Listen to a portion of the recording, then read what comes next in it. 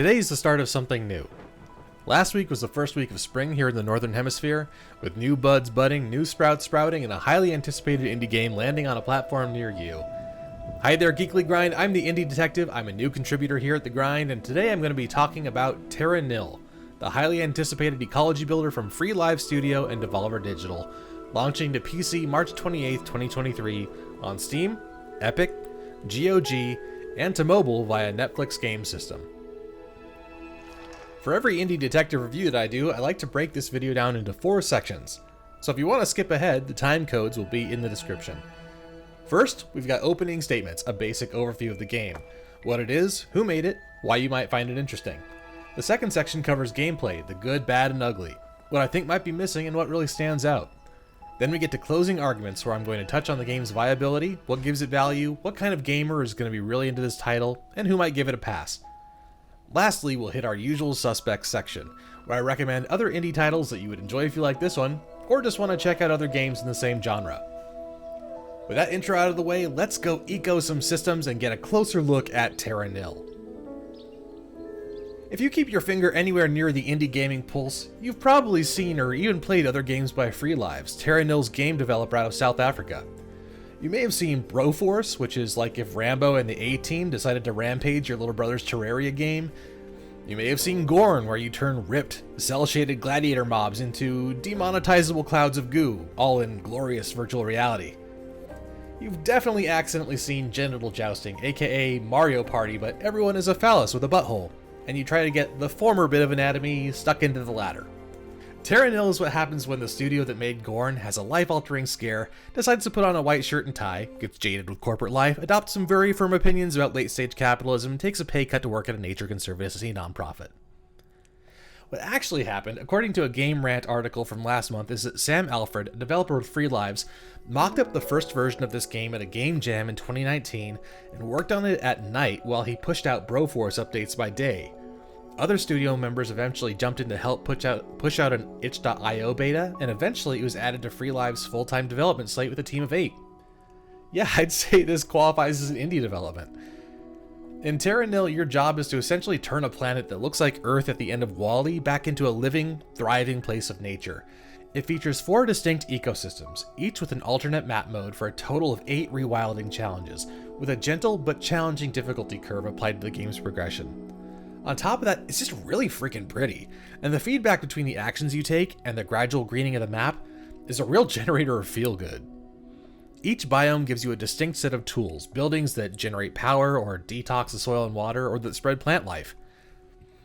The strategy part of the game comes down to how efficiently you can deploy those buildings, each of which costs leaf points? Now that I think of it, I don't know that these leafy currency bits ever got a name in the game, so let's go with leaf points. The buildings cost leaf points, and you earn leaf points by making new nature happen, so your goal is to rebuild the ecosystem without running out of leaf points, and then crucially, to recycle all of your buildings so it's like you were never there in the first place, leaving only a serene, sustainable tract of wilderness. The first time I saw Terra Nil was a demo that dropped on Steam about a year and a half ago in August of 2021. Since then, Devolver has been showing it off at every convention they attend and always draws a crowd. Devolver games are not unfamiliar with bright color palettes, but the premise of Terra Nil as something of a city unbuilder is really unique. The opening menu to that demo shows off a lush green landscape, churning waters and a series of windmills and futury-looking buildings spinning about at unknown tasks. Then you get to the first map and blah, all that green and blue is replaced with a gray landscape. It's the kind of landscape that would give Sierra Club members the kind of nightmare where you wake up sweaty and screaming. What a stark and clear way to define what your task for the game is, by taking all that nature away and saying, "Here, make that happen again." It's every bit as clear an instruction as opening up a puzzle box and being told to figure out how to make the picture on the cover happen again. The demo condensed a level of Terra Nil's gameplay into a tight 20 to 30 minute session, slowly feeding you serotonin as you detox the soil, irrigate pastures, and channel running water into previously dry ditches, causing grass and flowers to pleasantly pop and bloom all over the place. Thanks to its random map seed generator, you could replay the demo over and over again without it ever feeling stale. And then, the piece de resistance, this is an amazing marketing idea, Free Lives and Devolver left the demo up on Steam permanently, so by this point, I've replayed that one map for I think 22 freaking hours? The full launch version of Terra Nil begins by taking you back to that demo map. We're going to talk about that more in a second. Now it's fully realized with all the additional features, art, and objectives needed to transform that demo from a simple, relaxed art piece into quite a head-scratcher of a strategy game. Okay, like I said, that point seems like a good transition into our game overview section, so let me take you back to the beginning so I can talk about the game itself. The first thing you need to do upon starting a new restoration in Terra Nil is to select your difficulty. Pretty standard fare here so far. Gardener is super forgiving, increasing your resources by 50% and cutting costs by half. You can also recycle buildings for their points if you ever run out. Really easy stuff. Ecologist is the middle ground difficulty between Gardener and the hardest setting, Environmental Engineer. The hardest setting increases cost by a third and gets rid of any helpful context clues the game gives you on lower difficulties. If you've played resource management games before, I'd go with Ecologist, but hey, if you just need a chill game to, kind of let yourself go for a bit, live your best life, go with Gardener. From the moment you arrive at the River Valley, the first map in your Terra Nil playthrough, you get handed all the information you need to begin your climate restoration project. You flip open your Beginner's Guide to Ecosystem Restoration book to the Temperate Region page, which instructs you, simply and straightforward, to restore water and plant life with toxin scrubbers, irrigators, and pumps. Easy enough, you've got those buildings right there in your toolbar, along with a windmill to power them. Gotta find a place to put down that windmill, and all the rocky outcroppings are highlighted. Boop, you've got power. Oh, and when you drop your first toxin scrubbers, there are nice little musical notes that play, basically telling you, hey, good job at doing this first thing.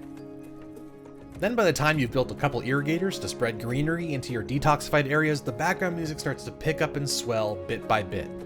You'll start to notice at this point that, hey, there are huge parts of the map without rocks for me to build windmills on, and there you've hit on the first puzzly piece of the game.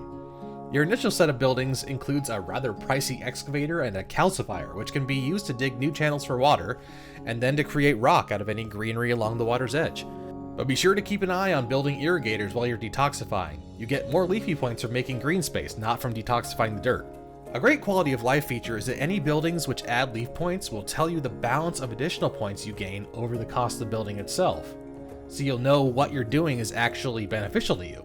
Also, a super helpful menu tip reminds you, don't worry about greening every single tile at the beginning. Nature will eventually help you finish the process. One last tip here, if you ever accidentally run out of points, you can undo your last building placement, or at the very least it's no big deal to rewind to the beginning of the phase from the escape menu. As soon as you finish the first phase of introducing water and grass, you'll unlock a whole new set of secondary objectives. Accessed via a drop-down menu in the upper right, these objectives will reward you with leafy points for getting the humidity of the region to a certain level. Later maps are going to introduce temperature and toxicity to this mix. You'll also get a whole new set of buildings. Mouse over the Arboretum building, and you'll see a bar that tells you the ideal conditions for placing that building. If you get your ambient humidity to within that green zone, then introducing plants from that building will result in an additional bloom of plant life and give you extra leafy points. So, for example, if your humidity is between 30 and 60%, new irrigators will grow wildflowers in addition to grass, and you can see pollinators buzzing around the new zone. It's kind of neat. The second phase is all about creating habitats. Putting down a beehive spreads fynbos flowers, and if you add a hydroponium to the top of an irrigator near water, it's going to spread aquatic plants out across the grassland and create marshy wetlands. Lastly, you'll need to employ a solar amplifier to start wildfires. Remember that fire is actually good for nature in limited quantities, and you can only put down an arboretum in areas where conifer trees can grow in nutritious ashy soil. To complete Phase 2, you need to create a specific amount of each habitat, tracked by bars in the upper left corner of the screen. With habitats established, your last step is to introduce animals, and then to pack up all your stuff and go. Animal species need a very specific habitat requirement, which I don't want to spoil too much, but for example, geese need a wide enough section of water in order to feel at home. If you don't have a wide enough pond section on the map, you might need to put down an excavator, to kind of widen it, get those to work. You also don't need to unlock every animal species, just 3 per map. Especially don't worry about this on your first time around. Learn the map and its requirements, then come back if you have to. It wasn't until my second go round that I figured out what conditions I needed to make in order to get bears into the woods. And it was my third that I was finally able to score the Goldilocks Steam achievement. It's kind of nifty, you should look it up. Lastly, place the frame for your airship in a recycling drone beside a river and get to breaking down all your restoration gear. The drone can only travel by river, so if you have buildings far away from water, you might need to cut new channels with the excavator, or use storage silos to pick up buildings within range and try to move them closer to the water. If you're a perfectionist, you can wait for the rain to wash away the last bit of soil toxins so you can see how many leafy points you were able to net. Otherwise, hit that big red button to launch your airship and head on to the next zone. One of my favorite features at this point is that once you finish making your masterpiece of a wilderness, the game gives you an appreciate button, which zooms and pans around the map so you can watch your animals frolic in kind of a cinematic mode. You take in the sounds and the music and just generally kind of appreciate the best screensaver you've ever seen. Remember screensavers? Yeah, I remember. The buildings available in each new map will change the way you plan your expansion greatly. The next map you get to, the Desolate Island, will require you to build monorail pylons and rocks the same way you used them to place windmills in the last map. In the Arctic, the third map, you will no longer even have windmills, instead having to explosively bust open lava vents to get them to power geothermal plants. Lastly, the flooded city in the continental zone lets you easily build deciduous and bamboo forests in the concrete ruins, but also makes you contend with radiation, and even requires you to dredge up seafloor just to be able to create buildable space between derelict structures. Once you finish these 4 challenges, each zone then has an alternate challenge, which mixes up the buildings once again, completely changing the way you can restore the biome. And that right there pretty much covers all of the gameplay that you need to know to get into it. So let's talk about the good, the bad, and the ugly. Right off the bat, I have to say that even in the press release version, it was 99% bug-free, never once crashed on me, ran wonderfully on my middling PC system, never broke once in the 12 hours it took me to get this review put together. The one bug I did hit on was a persistent arrow showing me a building to recycle where there was none, but after clearing away the rest of my gear, I was still able to launch my airship and leave, even with the bouncing red arrow hanging around. Totally forgivable and forgiven. The gameplay experience is truly lovely, and I mean everything from the way the music builds and swells as you green up the place, to the look and feel of the plant life, to the resource management challenge. When you run into a dead end, it's pretty intuitive how you can fix your problem on a subsequent playthrough, or even just by backing up a bit. Even on the hardest difficulty, which admittedly I just barely dipped my toe into, you can and will manage to complete the puzzle with enough forethought and determination. There are a couple things I would have added if I was the developer. You know, unfortunately for you, I'm not, because I'm brilliant. But I briefly managed tracking your ending leafy point score, which is something you have to do on your own if you're kind of a top score kind of person. This is a feature that could extend to like the greater community. Think weekly best scores, for example. There is theoretically a perfect score for each map, but because of the RNG of the seed generated maps, actually hitting it is pretty much impossible. I would love if there was a feature that tracked your best score, if only for that personal feeling of growth over multiple playthroughs. Now, Free Lives, in their press release, they did say that Terra Nil is not designed for replayability. They aim for a 4 to 6 hour par playtime, with maybe an additional 4 if you do the extra map modes. But personally, I think there's a load of replayability here. It's not as easy to pick up and drop as the Steam demo was, you know, with that 20 to 30 minute dose of nature-induced serotonin. But I found that going back, especially to the tropical and temperate zones, is super rewarding even without tracking high scores. Okay, so 2 additional features worth highlighting. One is a gameplay mechanic, the other is just a nice bit of frill. There is a button next to the name of the map region on your world menu, which I didn't see any use for at first. It doesn't look like any icon you're familiar with, but it lets you input a latitude and longitude value, a quote-unquote landing zone for your airship, which is actually the map generation seed. That long lat value for a given map is written at the bottom of the escape menu, so if you jot that down, you can replay the same map over and over. The second feature I only found out from a dev note, and that's if you put your cursor over a certain area of the map, it acts as a microphone once you get your ecology established. So by mousing around, you can hear the wind in the trees, waves lapping on the beach, bees buzzing around, and the sounds of like frogs and birds and bears and stuff. It's really a neat little feature to add to the audio aesthetic.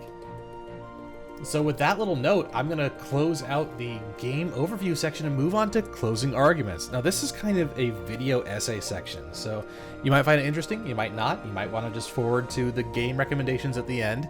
But I wanted to take a break to discuss Terra Nil's genre, like where it fits in the greater body of gaming. Free Lives has been comparing the game to a city builder type strategy game since it was incepted, often using the phrase reverse city builder, or in my own succinct and goodlier parlance, a city unbuilder. Basically since I booted up SimCity 2000 and Warcraft on the good old Windows 95, there's one thing I've known what to do with an open map, and it's dig up all the resources and shoehorn in as many people as possible to earn lots of dollar bucks until the job's done. This strategy meets simulator genre's classic, and even today I'll happily burn through a week pursuing max efficiency and satisfactory, or max motherland and workers and resources Soviet Republic. Now what Terra Nil presupposes is maybe we can try not doing that?